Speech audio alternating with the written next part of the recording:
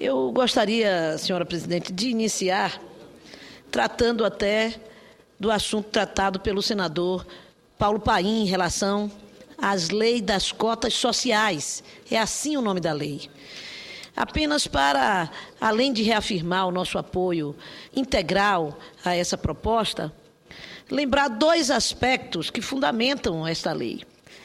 Um deles já foi levantado pelo senador Paim, que diz respeito à população de jovens no Brasil e sua composição, que vem da escola pública, que frequenta a escola pública, e a composição das universidades públicas no Brasil.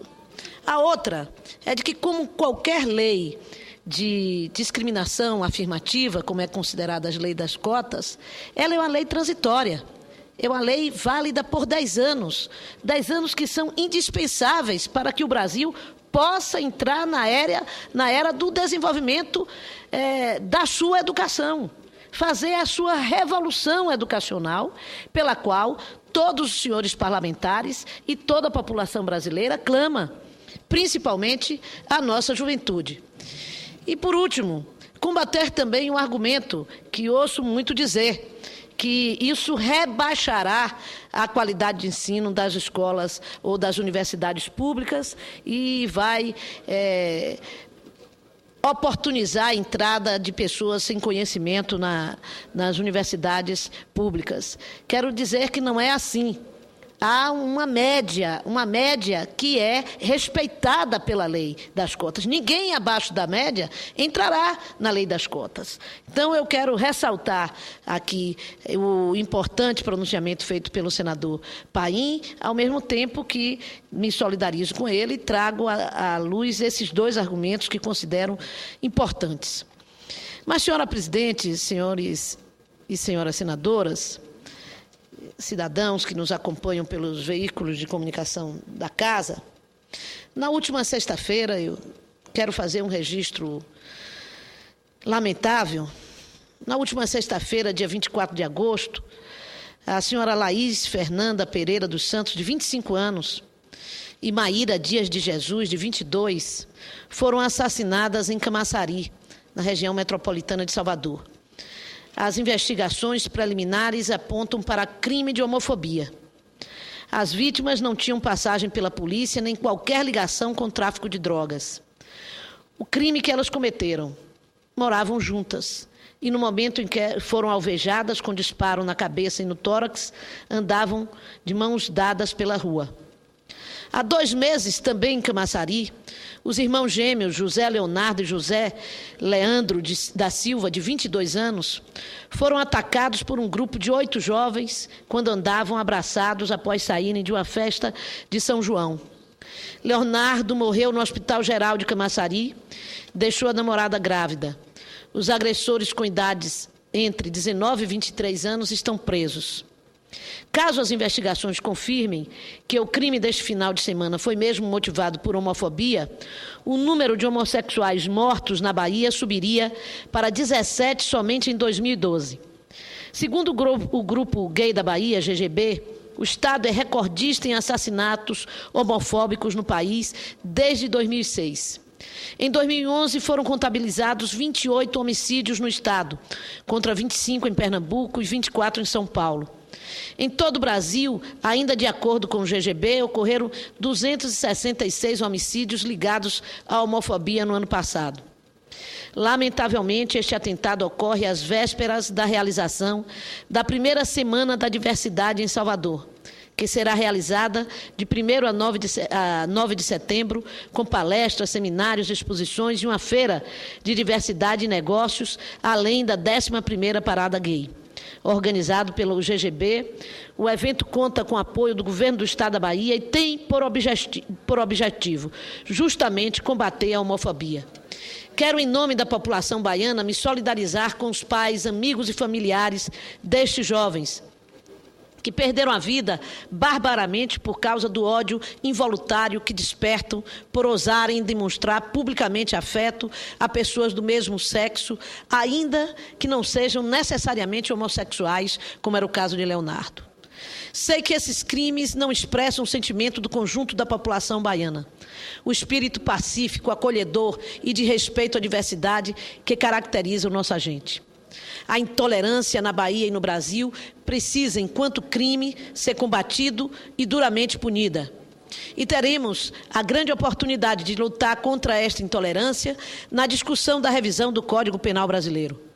Tenho a oportunidade de integrar a comissão especial que debate o Código Penal e, de minha parte, defenderei um código mais progressista, que haverá de enquadrar crimes como este, que a sociedade brasileira de 1940 não conhecia ou não dava devida importância naquela época. Refiro-me não apenas à homofobia, mas a todo atentado à diversidade perpetrado por grupos ou indivíduos que buscam sua autoafirmação na base da supressão do que é diferente.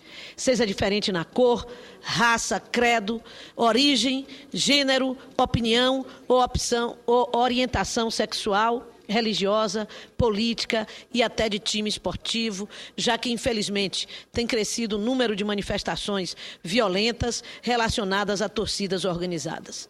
Felizmente, o Estado brasileiro não mais patrocina nem incentiva a intolerância como no passado. Vamos continuar trabalhando para modernizar nossas leis e termos no Brasil uma legislação que preze pela igualdade em todos os sentidos.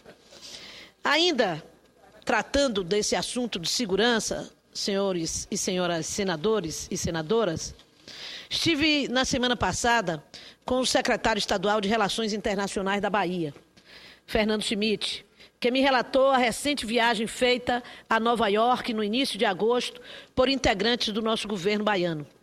Além de participar do simpósio sobre desenvolvimento econômico, violência armada e segurança pública, a comitiva baiana teve a oportunidade de apresentar formalmente a proposta do Estado sediar a Universidade Mundial da Segurança Pública e Desenvolvimento Social da ONU. Já falei desse assunto aqui em outra oportunidade. É importante lembrar que a implantação desta Universidade da ONU no Brasil foi ratificada em maio, durante o 12º Congresso de Salvador e do Fórum de Salvador, patrocinado pelo UNODC, Escritório das Nações Unidas sobre Drogas e Crimes. Tive a oportunidade de citar este tema já desta tribuna.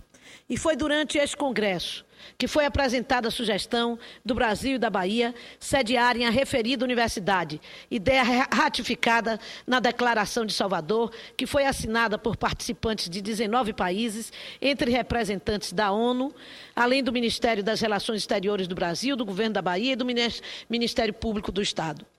A implantação desta universidade é de suma importância para a ONU e para o Brasil. Será uma universidade mundial e pioneira, voltada a duas áreas de pesquisas acadêmicas, científicas, de formação e de qualificação profissional, essenciais nos dias de hoje e cada vez mais interligadas: segurança e desenvolvimento social.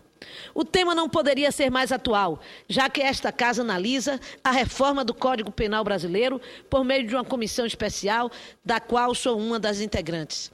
E por que defendemos o Brasil e a Bahia para sediar esta Universidade da ONU?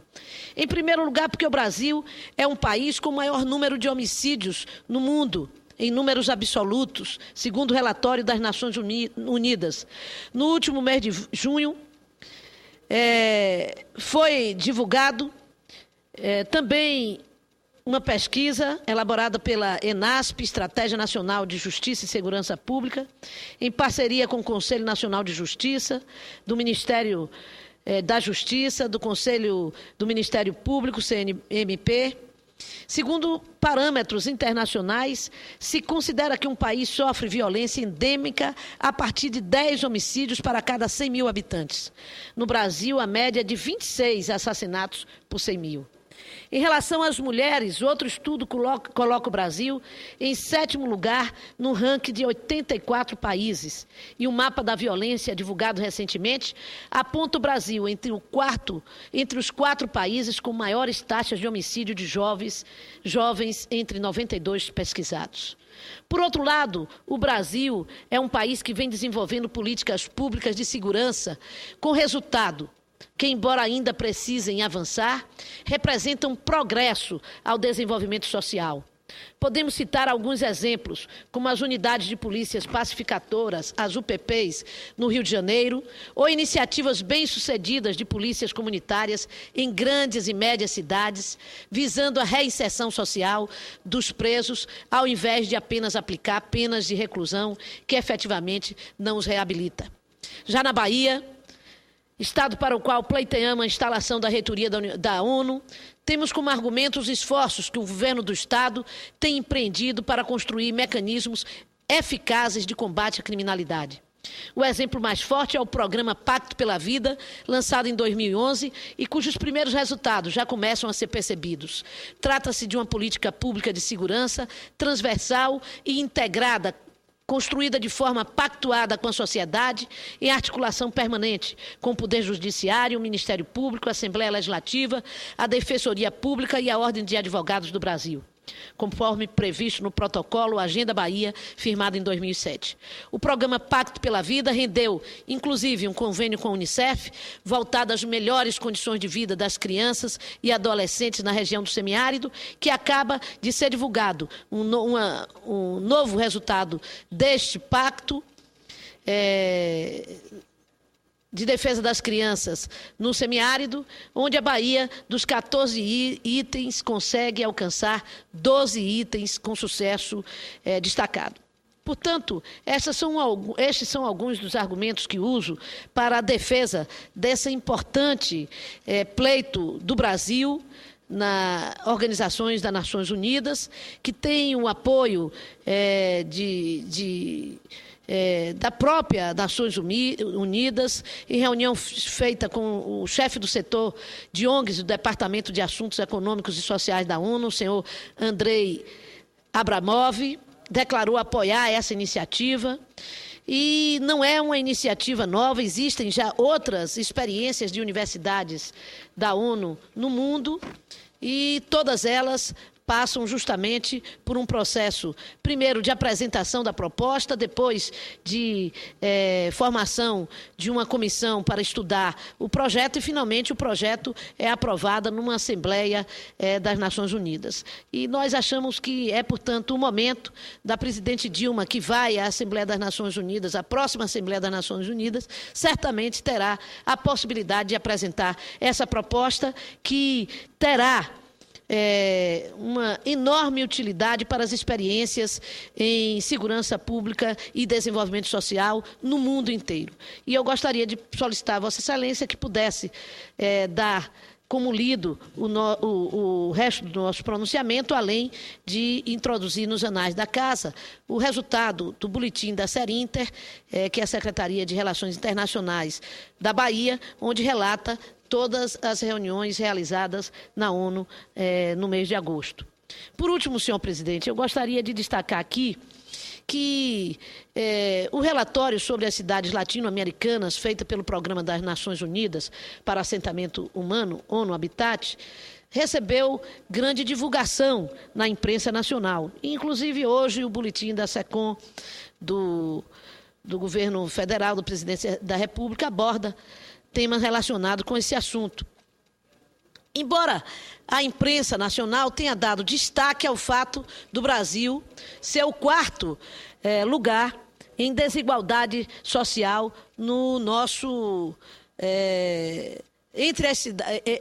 no mundo latino-americano, digamos assim, que é um mundo virtual, mas um mundo que une os países da América Central, da América do Sul. No entanto, se nós olharmos melhor essa pesquisa, nós vamos ver que, apesar do Brasil ainda estar em quarto lugar, foi o que mais reduziu a desigualdade nos últimos anos, enquanto em outros países ela cresceu. E isso, eu não tenho dúvida, se deve a diversos programas e políticas criadas pelo governo, como o Brasil Sem Miséria, com o desafio de superar a extrema pobreza em nosso país. Venho à tribuna, portanto, falar sobre alguns desses programas, destacá-los. Nos 2 primeiros meses de implantação do programa Brasil Carinhoso, que é a estratégia do Brasil Sem Miséria, voltada para a redução da extrema pobreza entre crianças Esse programa já retirou 2,7 milhões de famílias da situação de extrema pobreza. Isso foi possível graças ao pagamento da complementação do Bolsa Família garantido às beneficiárias com filhos até 6 anos e que continuavam com renda per capita inferior a R$ 70 mensais. Esse benefício representou um investimento de 169,8 milhões. E o Nordeste foi a região com maior número absoluto de beneficiados pela ação, com a retirada de 52% dos nordestinos que estavam em situação de extrema pobreza dessa condição. Também destacar que uma política de inclusão produtiva aos agricultores, buscando também apoiar a família em extrema pobreza e produzir mais e melhor e a comercializar seus produtos, o programa Brasil Sem Miséria apoiou a construção de cisternas, melhoria da oferta de assistência técnica e extensão rural, a distribuição de sementes e recursos para a aquisição de insumos necessários à produção, além da capacitação dos produtores. No estado da Bahia, estão sendo implantados em vários municípios no território de Irecê, dentro da estratégia do Brasil Sem Miséria, o projeto das unidades de aprendizagem, através de uma parceria do governo do estado com a Embrapa, e que visa a inclusão de novas tecnologias que auxiliem no aumento da produção e da rentabilidade, além das ações de capacitação e formação nas áreas de apicultura, caprinocultura e monocultura. A estimativa é de 3,6 mil famílias já atendidas. Visando ao enfrentamento dos impactos causados pela estiagem, foram estabelecidas medidas específicas no valor de 2,7 bilhões, reduzindo a vulnerabilidade da população e atenuando os efeitos da seca sobre a dinâmica familiar e produtiva, com as ações emergenciais de enfrentamento dos efeitos da seca no semiárido, a exemplo da Operação Carro-Pipa do Exército, atingindo 3.360 carros-pipas já contratados em 640 municípios e muitos outros outras ações que detalho nesse nosso pronunciamento, que peço a Vossa Excelência que possa dar integral publicação do mesmo. Outro benefício nesse sentido, que foi garantido pelo governo no último dia 21 de agosto, foi a autorização para os pequenos criadores de município em estado de emergência no Nordeste e em parte de Minas Gerais e Espírito Santo, de venda de ovelhas e cabras através do Programa de Aquisição de Alimentos, PAA, e com isso reduzir os danos causados pela estiagem. Buscando a diminuição de famílias e população em situação de insegurança alimentar e nutricional, além de organizar sistemas locais de segurança alimentar e nutricional e combater os desperdícios de alimento, as centrais de abastecimento CEASAs terão investimento de 20,5 milhões do Ministério do Desenvolvimento Social para a construção de novos bancos de alimento, onde estes gêneros alimentícios, sem valor comercial, mas com valor nutricional, serão processados e destinados a entidades socioassistenciais que oferecem alimentação a pessoas em situação de insegurança alimentar, além de abastecer cozinhas comunitárias, restaurantes populares e unidades escolares. No estado da Bahia, 2 municípios foram contemplados com esta ação, Feira de Santana e Camaçari. Portanto, senhor presidente, além desse registro, quero dizer que todo esse registro sobre a melhoria dos nossos índices de desigualdades sociais e o investimento para combater a seca no Nordeste, amanhã nós teremos a oportunidade de votar a MP que justamente para combater a seca, para prevenir os desastres da natureza, e vamos ter a oportunidade de debater esta MP, mas que, sem dúvida nenhuma, ela virá, mais uma vez, para garantir que a população em situação de extrema pobreza do nosso país possa superar essa situação. Muito obrigada, senhoras e senhores.